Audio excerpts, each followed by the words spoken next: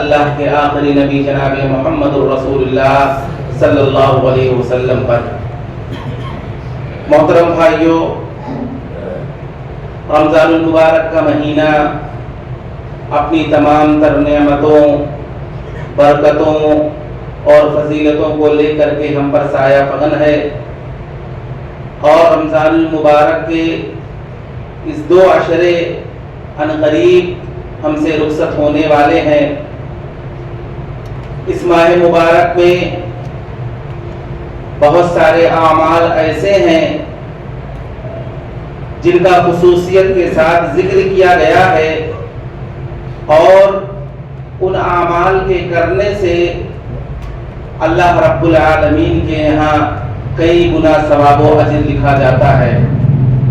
ان میں سے ایک عمل قرآن مجید کی تلاوت ہے، قرآن مجید کو میں تدبر ہے، قرآن مجید کو پڑھنا اور پڑھانا ہے، قرآن مجید کو سننا ہے، قرآن مجید کو سمجھنا ہے۔ یہ بہت ہی اہم عبادت ہے۔ سورہ بنی اسرائیل کی جس آیت کی میں نے تلاوت کی ہے، اس آیت کریمہ میں اللہ رب العالمین نے قرآن مجید کی عظمت کو بیان کرتے ہوئے فرمایا کہ ان ھذا القرآن یہدی للتی ہی اقوم، کہ قرآن مجید اس راستے پر چلاتا ہے جو سب سے سچا اور سیدھا راستہ ہے۔ وَيُبَشِّرُ الْمُؤْمِنِينَ الَّذِينَ يَعْمَلُونَ الصَّالِحَاتِ، اور قرآن مجید ان مومنوں کو بشارت دیتا ہے جو عمل صالح کرتے ہیں کہ ان لہم اجرا کبیرا، کہ ان کے لیے بہت بڑا اجر تیار کیا گیا ہے۔ وَأَنَّ الَّذِينَ لَا يُؤْمِنُونَ بِالْآخِرَةِ أَعْتَدْنَا لَهُمْ عَذَابًا أَلِيمًا، اور قرآن مجید ان لوگوں کو متنبہ کرتا ہے جو آخرت کے دن پر ایمان نہیں رکھتے کہ ان کے لیے بڑا المناک عذاب تیار کیا گیا ہے۔ تو اس ان دونوں آیتوں میں بتایا گیا کہ قرآن مجید کی ہدایت یہ سب سے سچی ہدایت ہے۔ قرآن کریم ہمیں بتاتا ہے کہ ہمارا دین کیسا ہونا چاہیے، قرآن کریم ہمیں بتاتا ہے کہ ہمارا عقیدہ کیسا ہونا چاہیے، قرآن کریم ہمیں بتاتا ہے کہ ہمارا منہج کیسا ہونا چاہیے، قرآن کریم ہمیں بتاتا ہے کہ ہمارا کلچر اور ہماری تہذیب کیسی ہونی چاہیے، قرآن کریم ہمیں بتاتا ہے کہ ہمارا نظام حیات کیسا ہونا چاہیے۔ الغرض قرآن مجید کی رہنمائی یہ سب سے بہتر رہنمائی ہے۔ قرآن سے پڑھ کر رہنمائی دنیا کی کسی کتاب میں نہیں ملے گی، اور قرآن سے پڑھ کر صداقت دنیا میں کہیں نہیں ملے گا۔ ان ھذا القرآن یہدی للتی ہی اقوم، قرآن مجید اس راستے پر چلاتا ہے جو سب سے سچا اور سیدھا راستہ ہے۔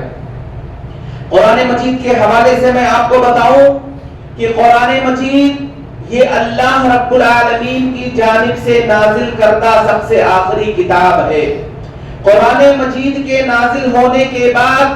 قرآن مجید نے اپنے سے پہلے کی تمام آسمانی کتابوں کو منسوخ کر ڈالا۔ قرآن مجید کے نازل ہونے کے بعد توریت کی شریعت منسوخ، قرآن مجید کی نازل ہونے کے بعد انجیل کی شریعت منسوخ، قرآن مجید کے نازل ہونے کے بعد زبور کی شریعت منسوخ۔ اب رہنما کتاب ہے تو قرآن مجید، صحیفہ ہدایت ہے تو قرآن مجید، اور ذخیر ہدایت ہے تو قرآن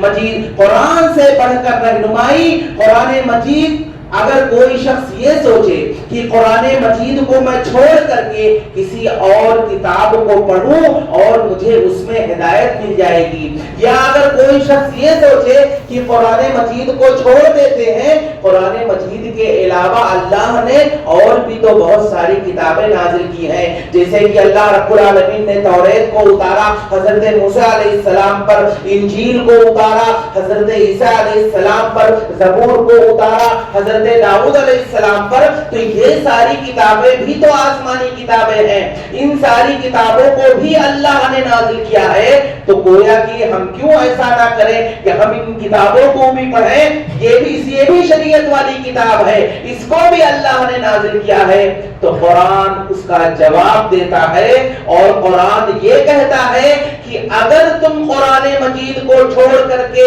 دیگر اور آسمانی کتابوں کو پڑھنا شروع کرو گے تو تم گمراہ ہو جاؤ گے، تم گمراہ ہو جاؤ گے۔ تم اگر ہدایت تلاشنے کے لیے، ہدایت پانے کے لیے اگر تمہیں کوئی کتاب پڑھنی ہے، ہدایت کا راستہ اگر تلاشنا ہے، ہدایت پر اگر آنی ہے، تو قرآن مجید کو تمہیں پڑھنا ہے، قرآن مجید کو سمجھنا ہے، قرآن مجید میں غور کرنا ہے، تب تمہیں ہدایت ملے گی۔ تو قرآن مجید یہ اللہ رب العالمین کی جانب سے نازل کردہ یہ ہدایت والی کتاب ہے۔ قرآن مجید کی ایک خصوصیت اور کہ قرآن مجید یہ اللہ رب العالمین کی جانب سے نازل کردہ یہ سب سے بڑا معجزہ ہے۔ نبی کریم صلی اللہ علیہ وسلم کے سچے نبی ہونے کی دلیل بھی ہے کہ آپ صلی اللہ علیہ وسلم اللہ کے پیغمبر ہیں، تو اللہ رب العالمین نے آپ کو بہت سارے معجزات عطا کیے۔ بعض روایتوں میں آتا ہے کہ اللہ کے نبی صلی اللہ علیہ وسلم کو 1000 معجزے دیے گئے، بعض روایتوں میں آتا ہے کہ اللہ کے نبی صلی اللہ علیہ وسلم کو 3000 معجزے دیے گئے، لیکن تمام لوگوں کا یہ متفقہ فیصلہ ہے کہ قرآن مجید اللہ رب العالمین کی جانب سے نازل کرتا یہ سب سے بڑا معجزہ ہے۔ اب معجزہ کسے کہتے ہیں، ایک مثال کے ذریعے میں سمجھاتا ہوں۔ اللہ کے نبی صلی اللہ علیہ وسلم ایک مرتبہ صحابہ کرام رضی اللہ تعالی عنہ مجمعین کے ساتھ نکلے سفر پر، راستے میں پانی ختم ہو گیا، صحابہ کرام پیاسے ہیں، اللہ کے نبی صلی اللہ علیہ وسلم پیاسے ہیں، سب کو پینے کی بھی ضرورت ہے اور دوسرے حاجات کے لیے بھی پانی کی ضرورت ہے، لیکن پانی نہیں ہے۔ اللہ کے نبی صلی اللہ علیہ وسلم نے صحابہ کرام میں 2 لوگوں کو بھیجا کہ جاؤ پانی تلاش کر لے کر کے آؤ، ہم سب پیاسے ہیں، ہمیں پانی کی ضرورت ہے۔ وہ 2 لوگ باہر نکلے، دیکھتے ہیں کہ راستے میں ایک مشرکہ عورت ایک مشکیزہ ایک پانی کا ایک مٹکا لے کر کے جا رہی تھی۔ ان دونوں نے کہا کہ ہمیں پانی کی ضرورت ہے، ہم پیاسے ہیں، ہمیں پانی چاہیے، ہمیں دے دو۔ اس عورت نے اپنا پورا مٹکا، بھرا ہوا مٹکا ان دونوں کے حوالے کر دیا۔ اب وہ دونوں اللہ کے نبی صلی اللہ علیہ وسلم کے پاس لے کر کے آتے ہیں۔ اللہ کے نبی صلی اللہ علیہ وسلم یہ دیکھتے ہیں کہ صحابہ کرام کی تعداد تقریباً 100 سے زائد ہے، اور یہ چھوٹا سا مٹکا، اس میں تھوڑا سا پانی ہے، اتنے سارے صحابہ کرام جو ہمارے ساتھ ہیں یہ کیسے پیئیں گے، اور انہیں ضرورت بھی ہے پانی کی۔ اللہ کے نبی صلی اللہ علیہ وسلم نے اس موقع پر اپنی انگلی کو اس مٹکے کے اندر ڈالا، تو اللہ کے نبی صلی اللہ علیہ وسلم کے انگلی سے اس قدر چشمہ پھوٹا، ایسا پانی نکلا۔ راوی حدیث بیان کرتے ہیں کہ اللہ کے نبی صلی اللہ علیہ وسلم کے ساتھ جتنے لوگ تھے تقریباً 100 سے زائد صحابہ کرام تھے، ان لوگوں نے پانی کو پیا۔ اللہ کے نبی صلی اللہ علیہ وسلم نے اعلان کیا، کہا جسے پینے کی ضرورت ہے وہ پی لے، جسے غسل کرنے کی ضرورت ہے وہ غسل کر لے، جسے کپڑے دھونے کی ضرورت ہے وہ کپڑا دھو لے، اور جسے جمع کرنا ہے تو وہ پانی جمع بھی کر لے۔ صحابی رسول بیان کرتے ہیں کہ اللہ کے نبی صلی اللہ علیہ وسلم کے ساتھ 100 سے زائد صحابہ کرام تھے، سب لوگوں نے پانی پیا، غسل بھی کیا، کپڑا بھی دھویا، پانی جمع بھی کیا، لیکن ذرہ برابر اس مٹکے میں سے ذرہ برابر پانی کے اندر کمی نہ آئی۔ اللہ کے نبی صلی اللہ علیہ وسلم پھر اس بھرے ہوئے مٹکے کو اس مشرکہ عورت کے حوالے کر دیا۔ جب وہ جانے لگی تو اللہ کے نبی صلی اللہ علیہ وسلم نے صحابہ کرام سے کہا کہ اس عورت نے عین وقت میں جو تمہاری مدد کی ہے اس کی اجرت مجھے دے دو۔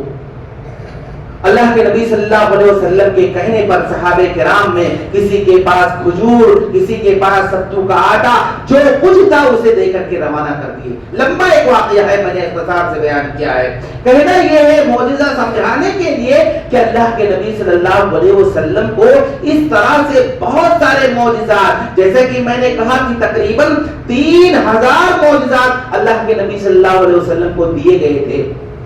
اب کفار مکہ کا معاملہ کیا تھا کہ جب اللہ کے نبی صلی اللہ علیہ وسلم نبی بنا کر کے بھیجے گئے، آپ لوگوں کو اسلام کی طرف بلاتے تھے، لوگوں کو توحید کی طرف بلاتے تھے، تو کفار مکہ بہانہ کرتے تھے اسلام نہ قبول کرنے کے لیے، توحید پر نہ آنے کے لیے۔ وہ طرح طرح کے بہت سارے جو بہانے کرتے تھے، ان میں سے ایک بہانہ یہ تھا کہ وہ لوگ کہتے تھے کہ ہم آپ پر ایمان اس وقت تک نہیں لائیں گے جب تک تم ہمارے سامنے معجزہ ظاہر نہ کرو، جب تک تم ہمارے سامنے کوئی ایسا بڑا معجزہ ظاہر نہ کرو۔ جس طرح سے حضرت موسیٰ علیہ السلام کو معجزات دیے گئے تھے کہ موسیٰ علیہ السلام کو عصا دیا گیا تھا کہ موسیٰ علیہ السلام اپنے عصا کو پھینکتے تھے تو وہ اژدہے کی شکل اختیار کر لیتا تھا۔ موسیٰ علیہ السلام اپنے ہاتھ کو اپنے گریبان میں ڈال کر نکالتے تھے تو وہ چمکیلا روشن آئینے کی مانند ہو جاتا تھا۔ کفار مکہ نے کہا کہ ہم آپ کو نبی اس وقت تک نہیں مانیں گے جب تک تم موسیٰ علیہ السلام جیسا معجزہ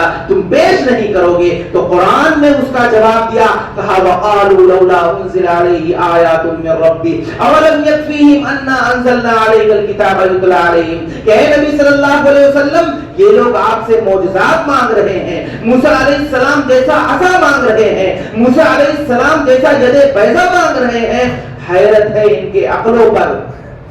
حیرت ہے ان کے عقلوں پر کہ قرآن کریم جیسا زندہ معجزہ ان کے سامنے موجود ہے، اور قرآن کریم کی آیت کریمہ روزانہ یہ صبح و شام پڑھتے ہیں، سنتے ہیں، اس کی تلاوت ان کے سامنے کی جاتی ہے، کانوں میں قرآن کریم کی آیتیں ان کے کانوں میں ٹکراتی ہے، لیکن اس کے باوجود قرآن کو سن کر کے یہ لوگ دوسرا معجزہ مانگ رہے ہیں۔ ان کے اس سوال پر حیرت ہے اور ان کے اس مطالبے پر حیرت ہے۔ تو یہ قرآن مجید اللہ رب العالمین کی جانب سے بہت بڑا معجزہ ہے، اور اس کا اعجاز کی شکل میں ظاہر ہوا۔ آپ پہلے یہ دیکھیے کہ قرآن مجید کس قوم پر اتارا گیا۔ قرآن مجید یہ اللہ کے نبی صلی اللہ علیہ وسلم کے توسط سے عرب قوم پر اتارا گیا، اور عرب قوم قرآن مجید کے نازل ہونے سے پہلے دنیا کی سب سے ان پڑھ قوم، دنیا کی سب سے امی قوم، دنیا کی سب سے بدو قوم، دنیا کی غیر متمدن قوم، اور دنیا کی سب سے زوال پذیر قوم کی حیثیت سے مانی جاتی تھی۔ اور دوسرے لوگ عرب قوم کو تانا دیا کرتے تھے کہ عرب قوم ایک ایسی قوم ہے کہ جس کو بکریاں چرانے کے سوا، اونٹ چرانے کے سوا کچھ نہیں آتا ہے۔ لیکن اللہ رب العالمین نے نبی کریم صلی اللہ علیہ وسلم کے توسط سے جب قرآن مجید قوم عرب پر اتارا، اور قوم عرب نے قرآن مجید کو رہنما بنا لیا، قرآن مجید کے احکامات پر عمل کرنے لگے، قرآن مجید کو سمجھنے لگے، قرآن مجید کے تقاضوں کو پورا کرنے کے لیے ان کے اندر ایسی تبدیلی آئی کہ چند سالوں میں یہ عرب قوم دنیا کے امام بن گئے۔ جسے یہ کہا جاتا تھا، جس قوم کو یہ کہا جاتا تھا کہ بکریاں چلانے کے سوا اس قوم کو کچھ نہیں آتا ہے، لیکن قرآن کیا آیا کہ سب کچھ ان کے اندر ایسی تبدیلی ہوئی کہ چند سالوں میں یہ عرب قوم دنیا کی امام بن گئی۔ یہ قرآن کریم کا معجزہ نہیں تو اور کیا ہے۔ قرآن مجید کی عظمت کو اگر ہم کما حقہ سمجھنا چاہتے ہیں تو ہمیں قرآن مجید کو سمجھنا پڑے گا۔ قرآن مجید ہے کیا، اس کا اعجازی پہلو، اس کی خصوصیات، اس کتاب کے اندر پائے جانے والے کمالات، یہ وہی شخص سمجھ سکتا ہے جو قرآن مجید کو سمجھتا ہو، قرآن مجید کو ترجمے سے پڑھتا ہو۔ قرآن مجید جو شخص نہیں سمجھتا ہے، تو قرآن مجید کی جو شخص صرف تلاوت کرتا ہے، وہ قرآن مجید کی عظمت کو کبھی نہیں سمجھ پائے گا۔ قرآن مجید کو سمجھنا چاہتے ہو، قرآن مجید کے کمالات کو جاننا چاہتے ہو، قرآن مجید کے عظمت کو سمجھنا چاہتے ہو، تو بہت ضروری ہے کہ قرآن مجید کو تلاوت کرنے کے ساتھ ساتھ اس کو ترجمے کے ساتھ پڑھو۔ آپ دیکھیے قرآن مجید کس دور میں اتارا گیا؟ آج سے 1400 سال پہلے قرآن مجید اتارا گیا جب دنیا تمام تر ترقی یافتہ ترقی سے بالکل عاری تھی۔ آج اس وقت موجودہ حالات کا اگر مشاہدہ کیا جائے، موجودہ ترقی یافتہ دور کو اگر دیکھا جائے اور 1400 سال پہلے کی زندگی کا اگر مشاہدہ کیا جائے، یا اگر 1400 سال پہلے کا اگر کوئی شخص کسی شخص کو زندہ کر دیا جائے اور وہ اس دنیا کو دیکھ لے تو وہ حیران ہو جائے گا کہ کیا واقعی یہ دنیا اس طرح سے تبدیل ہو گئی ہے جس میں میں نے بھی کبھی زندگی گزاری تھی۔ دنیا اتنی بدل گئی ہے، لیکن واللہ کہتا ہوں آپ قرآن مجید کو پڑھیے، قرآن مجید کو آپ اگر سمجھ کر پڑھیں گے تو ایسا لگے گا کہ قرآن مجید 1400 سال پہلے نہیں بلکہ آج کے حالات کو دیکھ کر کے قرآن مجید اتارا گیا ہے، آپ کو ایسا لگے گا۔ لیکن قرآن مجید اس وقت موجودہ حالات اور اسی طریقے سے موجودہ وقت میں جو حالات چل رہے ہیں، قرآن مجید ان تمام مسائل پر بحث کرتا ہوا نظر آئے گا۔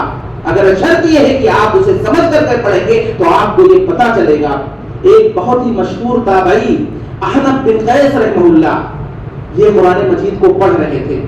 قرآن مجید کو پڑھتے پڑھتے وہ ایک آیت کریمہ پر پہنچے کہ لقد انزلنا الیکم کتابا فیہ ذکرکم افلا تعقلون، کہ اللہ نے کہا کہ ہم نے تمہاری جانب ایک ایسی کتاب کو اتارا ہے جس میں تمہارے لیے نصیحت کا سامان ہے۔ فیہ ذکرکم کا اس کی تفسیر مفسرین نے 2 تفسیر کی ہے۔ اس کا ایک مطلب عام مطلب تو یہ ہے کہ فیہ ذکرکم، اس کتاب کے اندر تمہارے لیے نصیحت کا سامان ہے، اور دوسرا اس کا مفہوم یہ ہے فیہ ذکرکم، اس میں تمہارا تذکرہ ہے، یعنی اے قرآن کے پڑھنے والے قرآن مجید کے اندر تمہارا تذکرہ ہے۔ اب احنف بن قیس رحمۃ اللہ علیہ نے دوسرے مفہوم کو سمجھا،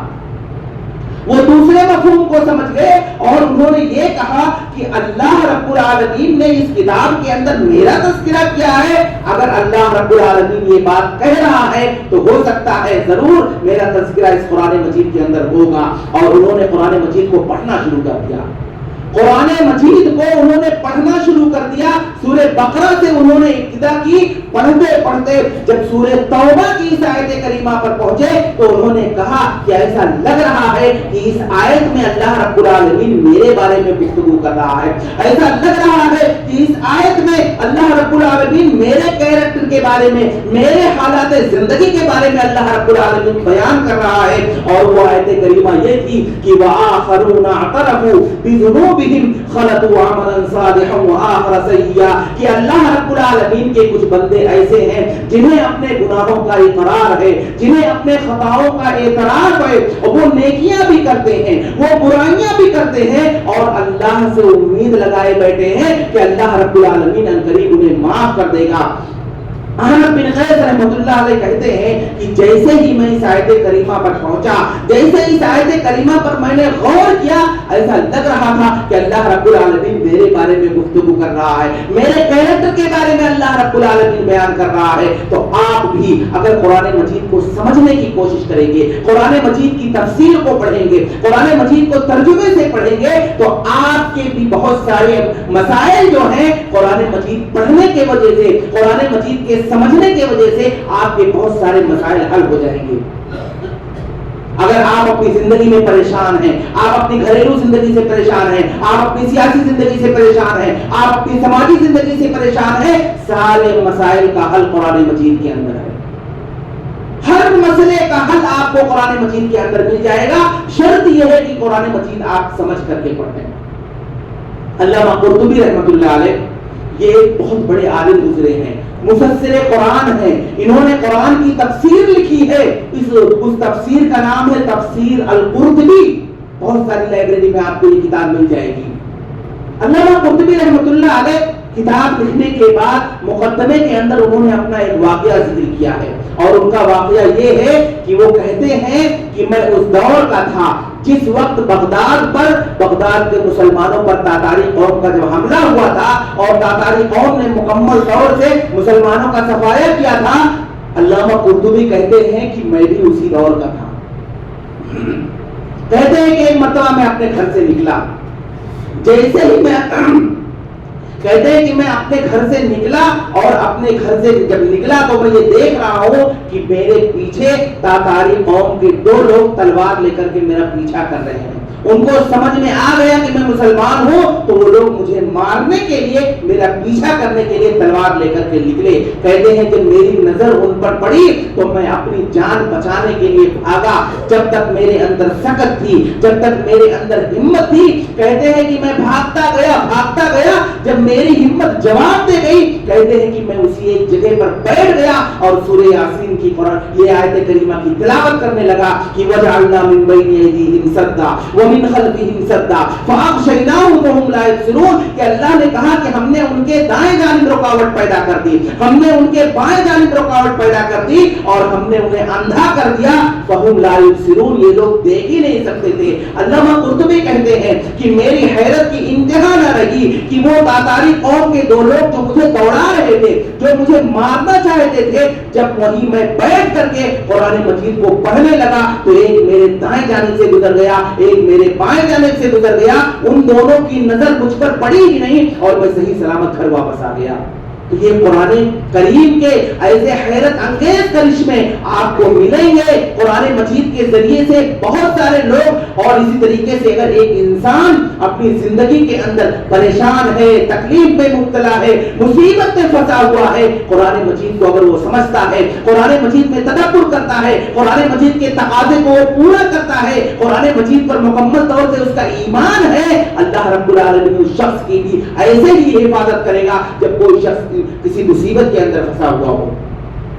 اسی طرح سے قرآن مجید کی بات اگر میں کروں آپ کے سامنے, قرآن مجید یہ ایک دعوتی کتاب ہے, یہ ایک تبلیغی مشن والی کتاب ہے کہ اس کتاب کے ذریعے سے آپ تبلیغ کریے, اللہ رب العالمین کے بندوں کو اللہ کی طرف بلائیے, جہنم کی طرف بڑھنے والے لوگوں کو جنت کی طرف بلائیے, جو بد اخلاق قسم کے لوگ ہیں انہیں اخلاق والا بنائیے, جو خیانت کرتے ہیں انہیں امانت دار بنائیے, جو لوگ نماز سے دور ہو چکے ہیں انہیں نماز کی طرف بلائیے. یہ قرآن ایک دعوتی کتاب ہے, ایک دعوت کی کتاب ہے. اس قرآن کو اللہ رب العالمین نے اسی لیے نازل کیا ہے کہ آپ اس کتاب کے ذریعے سے لوگوں کو تبلیغ کیجیے. اور قرآن کریم کو اگر آپ پڑھیں گے تو اس میں بہت سارے مقامات, کیا اکثر مقامات اللہ کے نبی صلی اللہ علیہ وسلم کی سیرت کا بیان ہے, اللہ کے نبی صلی اللہ علیہ وسلم کی زندگی کے حالات بیان کیے گئے ہیں. اللہ کے نبی صلی اللہ علیہ وسلم بسا اوقات ایسا بھی ہوتا تھا کہ اللہ کے نبی صلی اللہ علیہ وسلم غمزدہ ہو جاتے تھے, آپ صلی اللہ علیہ وسلم پریشان ہو جاتے تھے, غمزدہ ہو جاتے تھے, اس وجہ سے کہ کفار مکہ میں بہت سارے ایسے لوگ ہیں جو نبی صلی اللہ علیہ وسلم کی باتوں کو ٹھکرا دیتے تھے.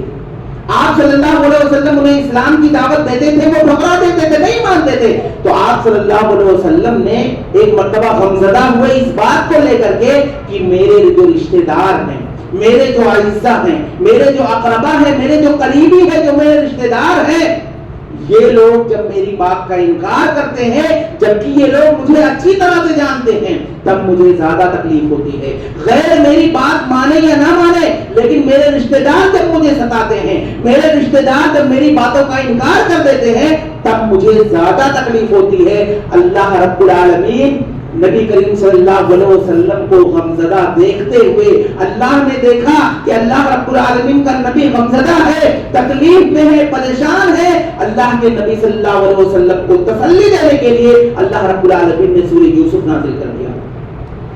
سورہ یوسف نازل کرنے کے بعد اللہ رب العالمین نے نبی صلی اللہ علیہ وسلم کو تسلی دیتے ہوئے, نبی کریم صلی اللہ علیہ وسلم کو سامان سکون عطا کرنے کے لیے یوسف علیہ السلام کا واقعہ بیان کرنا شروع کر دیا کہ اے نبی صلی اللہ علیہ وسلم, آپ کو پریشان ہونے کی ضرورت نہیں ہے. اگر آپ کے رشتہ دار آپ کو دکھ دے رہے ہیں, آپ کے رشتہ دار آپ کو پریشان کر رہے ہیں, تو پریشان ہونے کی ضرورت نہیں ہے. یہ حضرت یوسف علیہ السلام کو دیکھیے کہ ان کے سگے بھائی نے ان پر بچپن میں کس قدر ظلم و تشدد کیا, برسایا, انہیں کس قدر ستایا, کیسا پریشان کیا کہ یوسف علیہ السلام کو کنویں کے اندر ڈال دیا. اور یہی نہیں, یوسف علیہ السلام کو مصر کے بازار میں بیچا گیا. بچپن سے لے کر کے جوانی تک یوسف علیہ السلام کی پوری زندگی پریشان والی زندگی گزری. اللہ رب العالمین نے یوسف علیہ السلام کے واقعے کو نازل کر کے, بتا کر کے نبی صلی اللہ علیہ وسلم کو تسلی دیا. اور صرف یہی نہیں, اللہ رب العالمین نے سورہ یوسف کے آخر میں بھی اس بات کی بھی وضاحت کی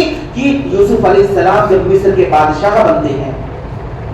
تو اللہ رب العالمین نے نبی کریم صلی اللہ علیہ وسلم سے یہ کہا کہ جو واقعے کا انجام حضرت یوسف علیہ السلام کے واقعے کا جو انجام ہوا اور یوسف علیہ السلام کی دعوت جس طرح سے غالب ہوئی، بالکل ایسے ہی آپ کی بھی دعوت کیا ہے، غالب ہونے والی ہے۔ یوسف علیہ السلام جب مصر کے بادشاہ بنتے ہیں اور ان کے وہ بھائی جو بچپن میں ان کو ستاتے تھے، پریشان کرتے تھے، رحم و کرم کی بھیک مانگتے ہوئے جب ان کے سامنے آتے ہیں تو یوسف علیہ السلام انہیں جواب دیتے ہوئے کہتے ہیں لا تثریب علیکم اليوم یغفر اللہ لکم، کہ آج تم پر کوئی سرزنش نہیں کی جائے گی، آج تم سے کوئی بدلہ نہیں لیا جائے گا، جاؤ تم سب کو اللہ رب العالمین معاف کرے۔ یوسف علیہ السلام نے جو جملہ اپنے سگے بھائیوں سے کہا تھا، اللہ رب العالمین نے نبی کریم صلی اللہ علیہ وسلم کے واقعے کو کے انجام کو بتلاتے ہوئے کہا کہ آپ کی دعوت ایسے ہی غالب آئے گی کہ ایک دن وہ تھا کہ مکہ کے اندر کفار مکہ نبی کریم صلی اللہ علیہ وسلم کو ستاتے تھے، پریشان کرتے تھے،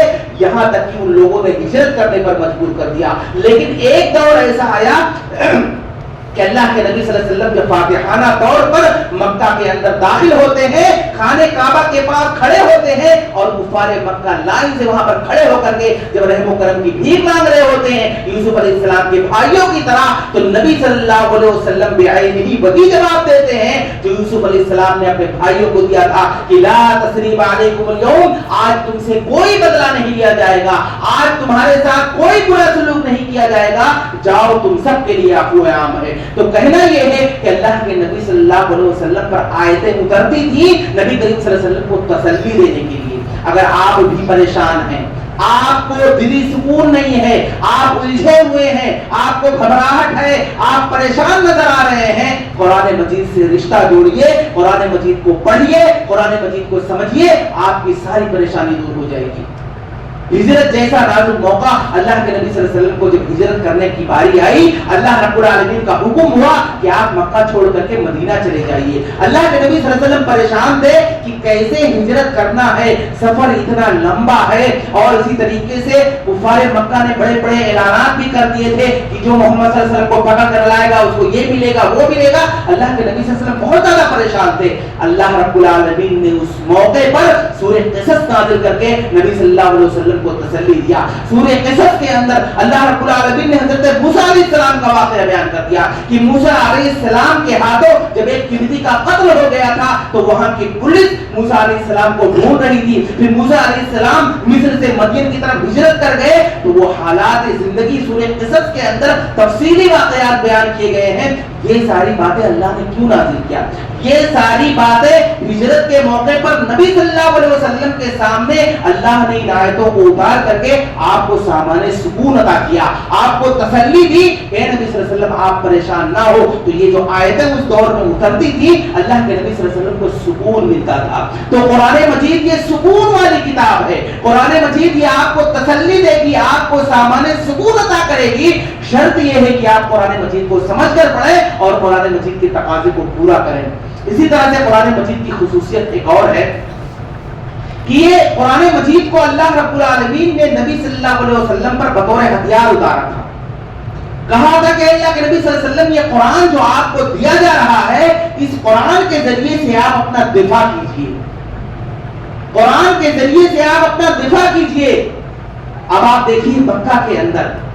نہ کوئی غزوہ ہوا، نہ کوئی جہاد ہوا، کچھ بھی نہیں ہوا۔ مکی زندگی کے حالات کو اگر آپ پڑھیں گے، قرآن مجید صرف اور صرف نبی کریم صلی اللہ علیہ وسلم کے ساتھ تھا، اور آپ دیکھیے مکہ کے اندر وہاں ظلم تھا، وہاں زیادتی تھی، وہاں شرکسی تھی، وہاں ایذاء لسانیہ تھی، وہاں بڑے بڑے چیلنجز تھے، وہاں ابو جہل تھا، وہاں ابو لہب تھا، وہاں نضر بن حارث تھا، وہاں ولید بن مغیرہ تھا، وہاں دشمنیاں تھی، وہاں مخالفتیں تھی، وہاں عداوتیں تھی، وہاں نفرتیں تھی۔ اللہ رب العالمین نے قرآن کو نازل کر کے مکہ کے اندر کہا کہ اگر ان سب کا مقابلہ اگر کرنا ہے تو تمہیں قرآن کے ذریعے سے کرنا ہے۔ آپ دیکھیے مکہ کے اندر اتنی ساری مصیبتیں اور پریشانیوں کے باوجود کیا کوئی ایسی روایت ملتی ہے کہ اللہ کے نبی صلی اللہ علیہ وسلم نے کسی کافر کو مارا ہو، یا صحابہ کرام نے کبھی کسی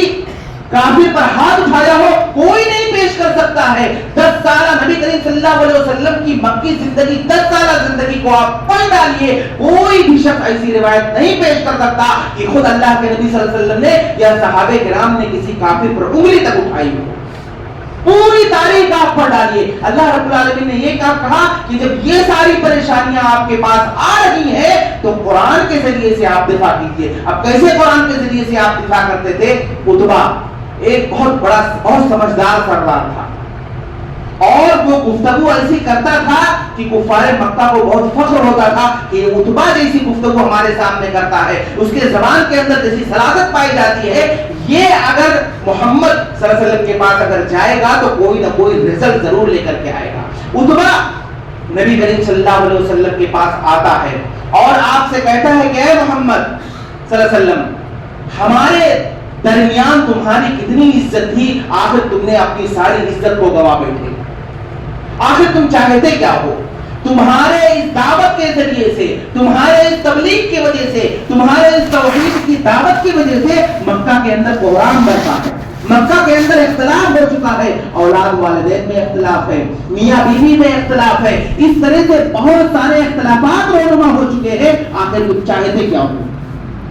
آخر تم چاہتے کیا ہو اے محمد؟ اگر تمہیں دولت چاہیے تو تم اپنے اس دعوت سے باز آ جاؤ, ہم تمہارے قدموں میں دولت کا دریا بھی پھیر دیں گے. اور اگر تمہیں بادشاہت چاہیے تو میں یہ آفر لے کر کے آیا ہوں, پورے مکہ کی جانب سے یہ آفر لے کر کے آیا ہوں کہ اگر تم اپنے اس دعوت سے باز آ گئے تو ہم تمہیں عرب کا بادشاہ بنا دیں گے. اور اگر تمہارا مقصد کسی خوبصورت خاتون سے شادی کرنا مقصد ہے تو عرب کی سب سے خوبصورت عورت سے تمہارا نکاح کرا دیں گے. یہ عتبہ نبی کریم صلی اللہ علیہ وسلم کے سامنے آ کر کے اس طرح سے لمبی چوڑی اس نے تقریر کی, بڑی بڑی باتیں اس طرح سے کر رہا تھا. اللہ کے نبی صلی اللہ علیہ وسلم خاموش تھے, آپ صلی اللہ علیہ وسلم ایک دم خاموش تھے. عتبہ کے کسی بھی سوال کا جواب اللہ کے نبی صلی اللہ علیہ وسلم نے نہیں دیا. جب وہ اپنی باتیں مکمل کر چکا, اللہ کے نبی صلی اللہ علیہ وسلم نے کہا کہ تمہاری بات پوری ہو گئی؟ عتبہ نے کہا ہاں میری بات پوری ہوگی. اللہ کے نبی صلی اللہ علیہ وسلم نے کہا میرا جواب سنو.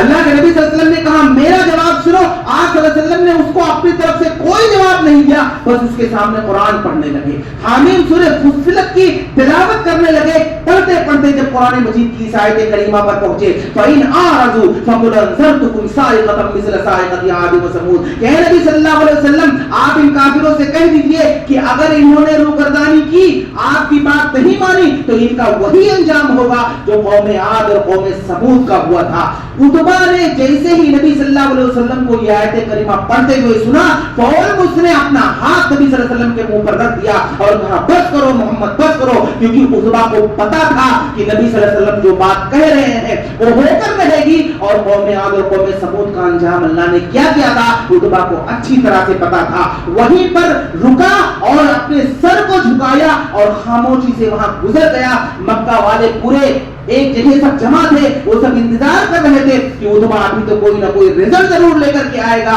لیکن عتبہ کے اس اترے ہوئے چہرے کو دیکھ کر کے مکہ والوں نے کہا ارے یہ تو محمد کا جادو اس پر بھی چڑھ گیا ہے. کہنا یہ ہے کہ قرآن مجید کو اللہ رب العالمین نے بطور ہتھیار اتارا تھا. آپ نے نہ اسے گالی دیا, آپ نے نہ اسے برا بھلا کہا, نہ آپ صلی اللہ علیہ وسلم نے اپنی باتوں سے اس کو جواب دیا. آپ نے صرف اس کے سامنے قرآن پڑھنے لگے تھے. قرآن پڑھتے پڑھتے اس کی حالت خراب ہو گئی اور فوراً وہاں سے وہ چل بسا. تو قرآن مجید کی خصوصیت یہ ہے کہ اللہ رب العالمین نے نبی کریم صلی اللہ علیہ وسلم کو مکہ کے اندر اس قرآن مجید کو بطور ہتھیار دیا تھا کہ آپ اس قرآن کریم کے ذریعے سے اپنا دفاع کریے. کہنا یہ ہے کہ قرآن مجید کی بہت ساری خصوصیات ہیں. قرآن مجید اگر آپ یہ جاننا چاہتے ہیں کہ قرآن مجید کی عظمت کیا ہے اور قرآن مجید کو اللہ نے کیوں نازل کیا ہے, تو اس کے لیے ضروری یہ ہے آپ تلاوت کریے. رمضان کا مہینہ چل رہا ہے, اس میں ہمیں زیادہ سے زیادہ تلاوت کرنی چاہیے, قرآن مجید کو خوب پڑھنا چاہیے. اور اسی طریقے سے ہمارے اسلاف قرآن مجید کو بہت زیادہ پڑھا کرتے تھے, خاص طور سے راتوں میں اس کا اہتمام کیا کرتے تھے. تو قرآن مجید کو آپ پڑھیے, لیکن آپ کے پاس اگر خالی وقت ہے یا اسی طریقے سے آپ اپنا کوئی وقت اگر نکال لے رہے ہیں, اس میں اگر قرآن کو ترجمے سے بھی پڑھ رہے ہیں, قرآن مجید کو سمجھنے کی کوشش کر رہے ہیں, تو آپ کی زندگیوں کے اندر بہت ساری تبدیلی قرآن مجید کو سمجھنے کی وجہ سے آئے گی. اور اگر قرآن مجید کو آپ چھوڑ دیتے ہیں, قرآن مجید کے تقاضے کو پورا نہیں کرتے ہیں تو اللہ رب العالمین نے اس کی سزا بھی سنائی ہے. آپ صلی اللہ علیہ وسلم نے کہا ان اللہ یرفع بهذا الكتاب اقواما ويذو بالآخرین کہ اللہ رب العالمین اسی قرآن مجید کے ذریعے سے ایک قوم کو بلندی عطا کرتا ہے اور اسی قرآن مجید کے ذریعے سے ایک قوم کو پست کر دیتا ہے. یعنی جو قرآن مجید کے تقاضے کو پورا کرتا ہے اللہ رب العالمین اس کو بلندی عطا کرتا ہے. جو لوگ قرآن مجید کو چھوڑ دیتے ہیں, نہ اسے سمجھتے ہیں, نہ پڑھتے ہیں, نہ اس کے مطابق عمل کرتے ہیں, اللہ رب العالمین ذلیل و رسوا کر دیتا ہے. اسی طریقے سے قرآن مجید چھوڑنے کی ایک سزا یہ ہے کہ اللہ رب العالمین ایسے شخص کو دو سزا دے گا, ایک سزا دنیا میں اور ایک سزا آخرت میں. اللہ رب العالمین نے کہا وَمَنْ أَعْرَضَ عَنْ ذِكْرِي فَإِنَّ لَهُ مَعِيشَةً ضَنكًا وَنَحْشُرُهُ يَوْمَ الْقِيَامَةِ أَعْمَى قَالَ رَبِّ لِمَ حَشَرْتَنِي أَعْمَى وَقَدْ كُنْتُ بَصِيرًا قَالَ كَذَلِكَ أَتَتْكَ آيَاتُنَا فَنَسِيتَهَا وَكَذَلِكَ الْيَوْمَ تُنسَى. اللہ رب العالمین نے کہا کہ جو شخص میرے قرآن کو چھوڑ دے گا,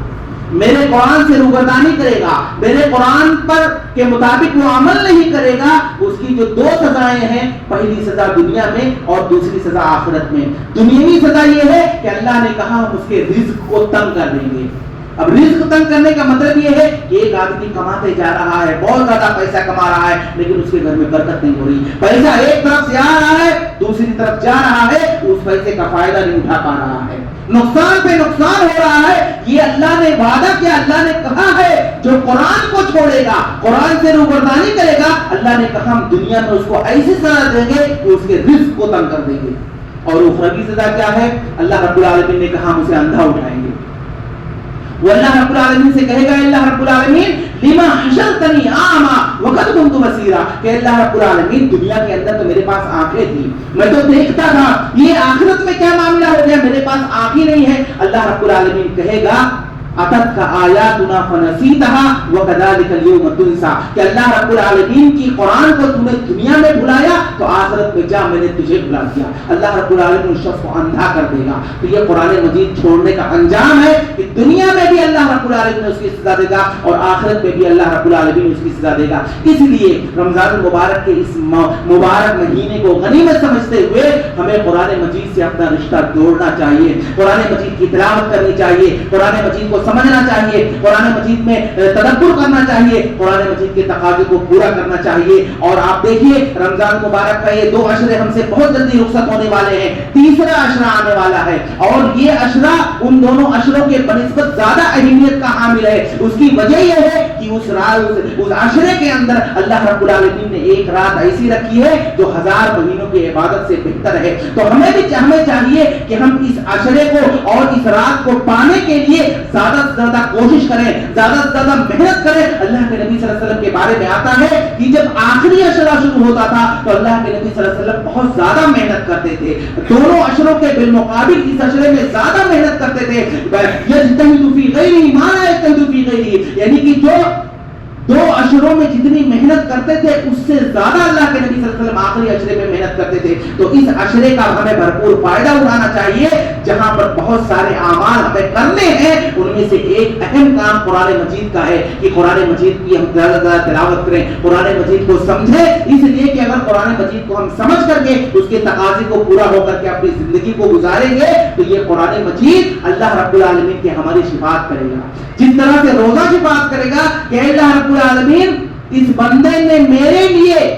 اپنے آپ کو بھوکا اور پیاسا رکھا تھا, اللہ رب العالمین اسے معاف کر دے, تو قرآن بھی یہی کہے گا اے اللہ رب العالمین اس بندے کو تو معاف کر دے, اس نے میری وجہ سے اپنے راتوں کو, اس نے اپنی نیند کو اس نے قربان کر دیا. تو رات میں رمضان المبارک کے مہینے کی راتوں میں خاص طور سے ہمیں قرآن مجید کی تلاوت کرنی چاہیے اور زیادہ سے زیادہ پڑھنی چاہیے اور اسے سمجھنے کی بھی کوشش کرنا چاہیے. اللہ رب العالمین سے دعا ہے کہ اللہ رب العالمین ہم تمام لوگوں کو نیک بنائے, صالح بنائے اور قرآن مجید کے مطابق ہمیں زندگی گزارنے کی توفیق عطا فرمائے. آمین. وآخر دعوانا الحمدللہ.